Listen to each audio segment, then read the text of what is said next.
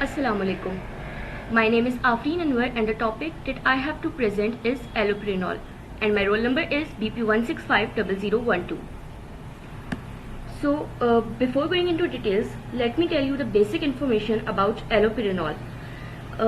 It is a structure isomer of hypoxanthine. Allopurinol inhibits xanthine oxidase, that is an enzyme to convert oxypurines to uric acid. By blocking the production of uric acid, this agent decreases the serum and urine concentration of uric acid, thereby providing protection against uric acid mediated end organ damage in conditions associated with excessive production of uric acid. That is the massive cell lysis associated with the treatment of some malignancies. So the basic indication the allopurinol has are the management of patients with signs and symptoms of primary or secondary gout. For example, acute attacks, joint destruction, uric acid lithiasis and nephropathy. Second indication is the management of patients with leukemia, lymphoma and malignancies who are receiving cancer therapy which causes elevation of serum and urinary uric acid levels. Treatment with allopurinol should be discontinued when the potential for overproduction of uric acid is no longer present. And third indication is the management of patients with recurrent calcium oxalate calculi whose daily uric acid excretion exceeds 800 mg per day in male patients, and for female patient it is 750 mg per day. Therapy in such patients should be carefully assessed at the initial level and released and reassessed periodically to determine in each case that treatment is beneficial and the benefits outweigh the risk. Now the mechanism of action of allopurinol is that it inhibits the xanthine oxidase, the enzyme that converts hypoxanthine to xanthine and then xanthine to uric acid. Inhibition of this enzyme is responsible for the effects of allopurinol. This drug increases the reutilization of hypoxanthine and xanthine for nucleotide and nucleic acid synthesis by a process that involves the enzyme that is called as hypoxanthine guanine phosphoribosyl transferase, HGPRTase. So the end result of this process is decreased in urine and serum uric acid concentration, which decreases the incidence of gout symptoms.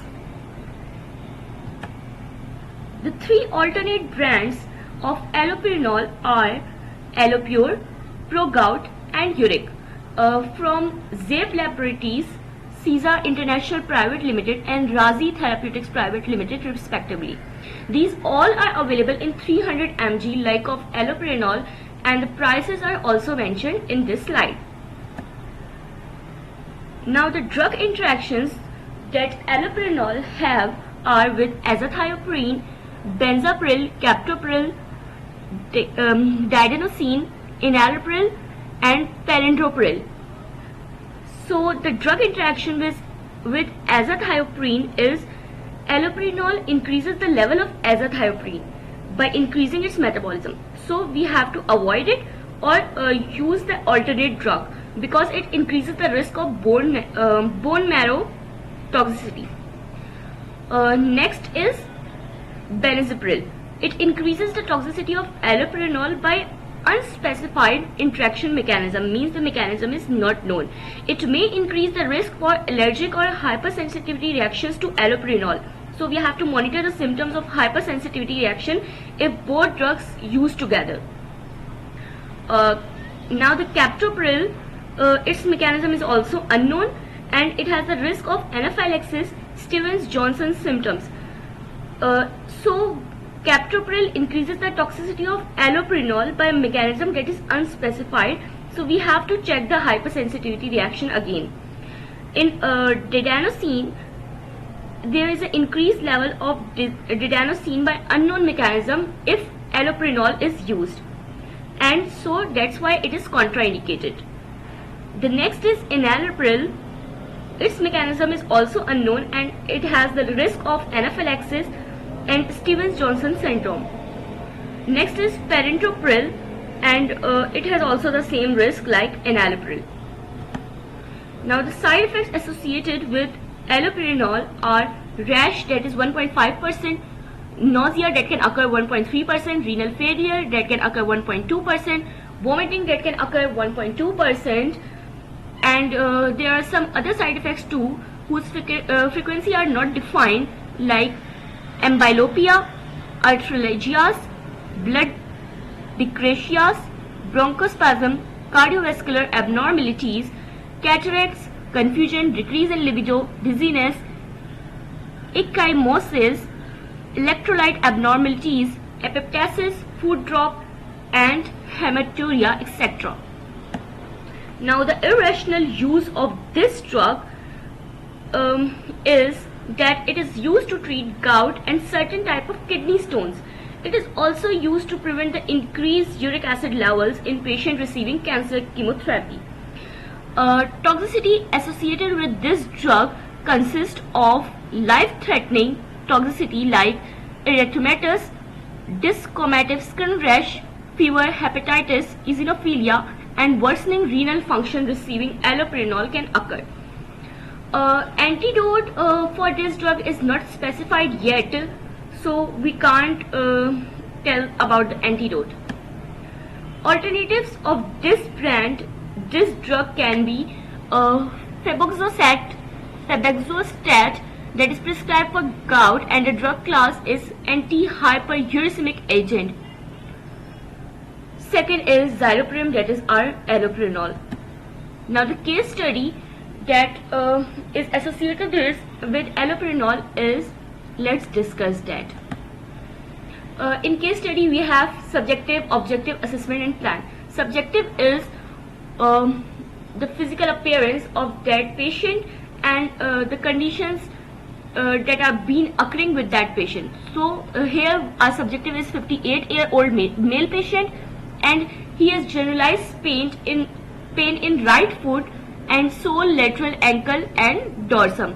The pain is worst at night, and he is facing afebrile too. The objectives, in the objective we have the lab reports and the normal body functions are performing well or not. So we have seen here that vitals are normal, UAC is normal, FB is normal, neutrophil normal, and CRP is 37.6. So what we have assessed is that from subjective and objective, what we have assessed comes under the assessment.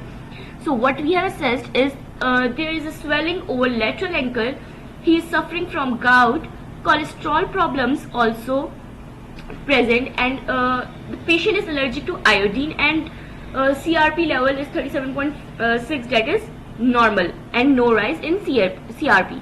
Now the plan, what we have to do by checking the subjective, objective and seeing the assessment of this case is that we have to do the X-ray for foot and check what is the major problem, and we have to suggest that elevate an ice foot and see if there is any improvement by doing so.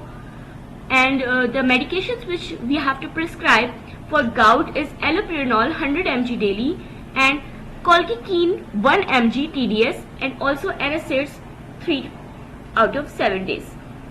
And these are the references that I have used to make this presentation. That's all for today. Thank you so much.